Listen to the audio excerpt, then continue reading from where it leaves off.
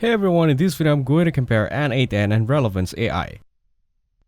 N8N and Relevance AI are powerful platforms, each catering to different aspects. N8N is a powerful automation tool that helps you connect different apps and services to make your work easier. It uses a virtual drag and drop filter so you can create workflows without writing much code.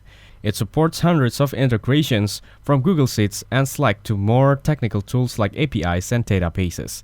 You can host it yourself, which gives you full control over your data.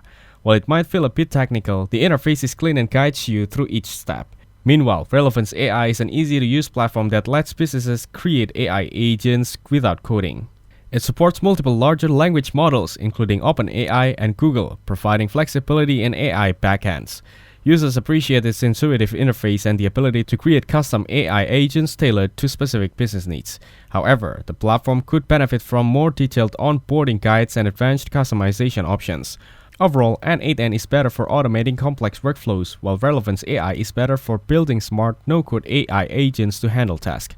Thank you everyone for watching this video. Hope you get some value. Make sure to like the video and subscribe. Goodbye.